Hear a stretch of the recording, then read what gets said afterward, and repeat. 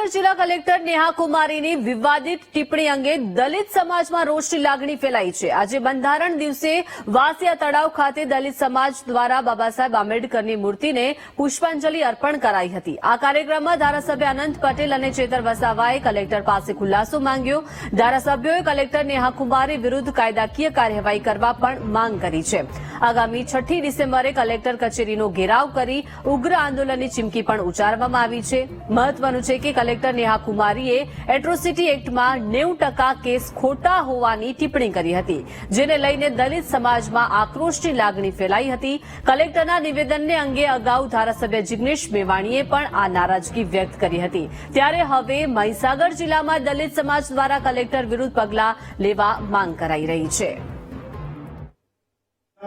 મહીસાગરના કલેક્ટરે જે આદિવાસી સમાજ વિશે જે ટિપ્પણી કરી છે અને આદિવાસી સમાજ તેમજ દલિત સમાજ વિશે ન છાજે એવી વાત કરી છે, એના વિરોધમાં આજે સંવિધાન અધિકાર દિવસે કલેક્ટર શ્રી પાસે જવાબ માંગવાના છે કે તમે જે આદિવાસી સમાજ એટ્રોસિટી એક્ટ 90% ખોટી હોય છે એની વાત કરી, એના પુરાવો જો એમની પાસે હોય અમે પુરાવો માંગવા જવાના છે।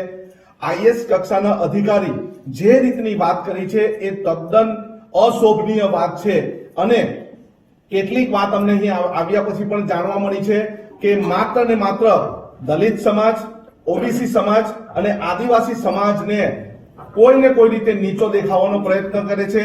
આવનારી 6 તારીખે પણ અમે કલેક્ટર કચેરીનો ઘેરાવ કરવાના છે।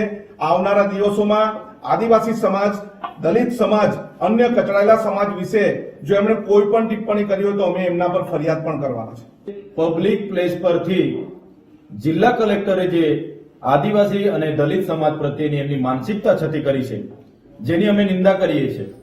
એમની જે ભાષા હતી કે ચંપલ નિકાલ કે મારના ચાહીએ, ચંપલ ખાને લાયક હે, તો પબ્લિક મંચ પરથી જે એમણે જાહેરમાં જે અમારા લોકો માટેની જે નિવેદનબાજી એમણે કરી છે એને અમે સખત શબ્દોમાં વખોડીએ છીએ।